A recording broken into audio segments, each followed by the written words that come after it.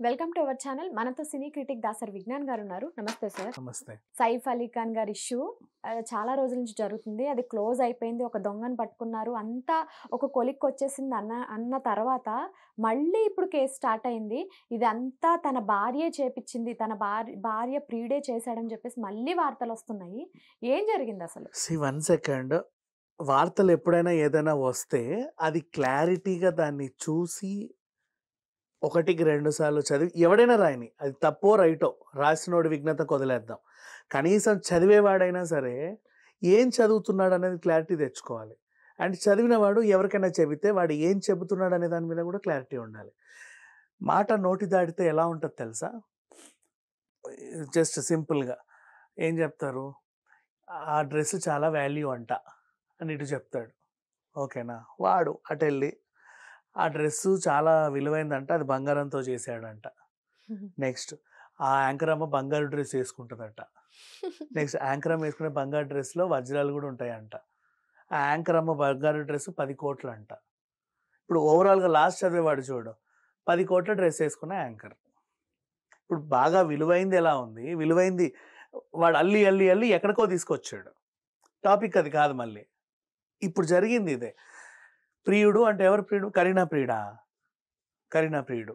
దరిద్రంగా అక్కడ ఒకడెవడో రాసాడమ్మా. వాడు బాలీవుడ్‌లో ఈ ట్వీట్లు పెట్టే ఒక గాడిద ఏం రాసాడు అంటే, అంతకుముందు మనకు ఉమేర్ సంధు ఎలాగో ఈడు అంతే అనుకో. తన ట్విట్టర్ అకౌంట్‌లో. ఆకాష్ అనే వ్యక్తికి పాపం ఏం సంబంధం లేదు. వాడేదో పెళ్లి చూపులకెళ్ళి వస్తున్నాడు. అనవసరంగా పట్టుకున్నారు. సైఫ్ ఇంట్లో వెళ్తూ దొంగ వెళ్తూ సీసీటీవీ ఫుటేజ్‌కి ఇలా మొహం చూపిచ్చాడు. ఈ మొహము, థానేలో పోలీసులు పట్టుకున్న మొహం మ్యాచ్ అవ్వట్ల. వాడు వేరు, వీడు వేరు. ఓకే. అసలు వీడెవడు అంటే సైఫ్ ఇంట్లో పని మనిషి ప్రియుడు. సైఫ్ ఆ రాత్రి పని మనిషిని గోకడానికి వచ్చాడు.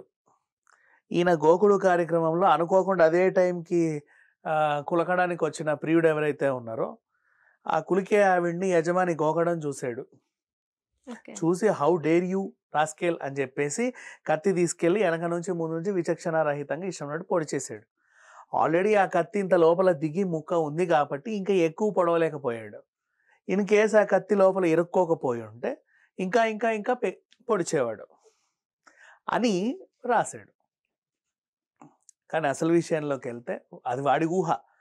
ఇట్లా ఎవరు పడితే వాళ్ళు భిన్నాభిప్రాయాలు చెప్పకూడదనేసి ఆల్రెడీ మనం మాట్లాడుకున్నాం. నిన్నటికి నిన్నే కరీనా కపూర్, సైఫ్ అలీ ఖాన్ బయటకి డిన్నర్‌కి వెళ్ళారు సరదాగా. అన్నీ మర్చిపోయి గతం గతః అనే ఇదిలో. అండ్ నిందితుడిని పోలీసులు పట్టుకున్నారు. వాళ్ళ వ్యవహారం వాళ్ళు ఏదో చేసుకుంటా ఉంటారు. దాడి జరిగినది ఎవరింట్లోనో, అక్కడ పోలీసులకు సంబంధం. అది వాళ్ళ వ్యక్తిగత విషయం. వీళ్ళందరూ ఎందుకు ఇష్టం ఉన్నట్టు కథలు అల్లుకొని మాట్లాడుకోవడం? అంత అవసరం ఏముంది? ఊరికే ఇప్పుడు సైఫ్ మీద బురద జల్లితే వచ్చేదేముంది? సరే సైఫ్ మంచోడు కాదు, పని మనిషిని ఏదో చేశాడు. అయితే ఏంటి ఇప్పుడు ఏంటి? ప్రాబ్లమ్ ఏంటి? వాళ్ళ ఇంట్లో వాళ్ళకి లేని ప్రాబ్లమ్ వీళ్ళకెందుకు? కరీనా కపూర్‌కి లేని ప్రాబ్లమ్ వీళ్ళకెందుకు? నెక్స్ట్ సరే అది పని మనిషి ప్రియుడే. చెప్తే పరువు పోతదేమో అని చెప్పి దొంగతనం నాటకం ఆడారు అని అన్నాడు. వాళ్ళ ఇంటి విషయం అబ్బా! వాళ్ళ పరువు పోతుందని ఏదో అనుకున్నారు. నీకేంటి ప్రాబ్లమ్ ఏంటి? పోలీసులు చూసుకుంటారు. కోర్టులో తేల్చుకుంటారు. వీళ్ళేమన్నా అరుస్తారా? తీరుస్తారా? పోనీ వాగే వాళ్ళందరూ ఎళ్లి ఆ దొంగను పట్టుకొచ్చి ఇవ్వండి వీడేనని.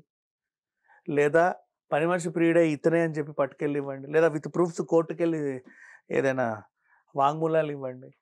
దేనికి? ఊరికే అరుగుల మీద కూర్చొని సొల్లు కబుర్లు మాట్లాడుకోవడం అవసరమా చెప్పు?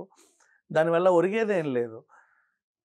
తను ఎంత కాదనుకున్నా సైఫ్ ఒక రాజు.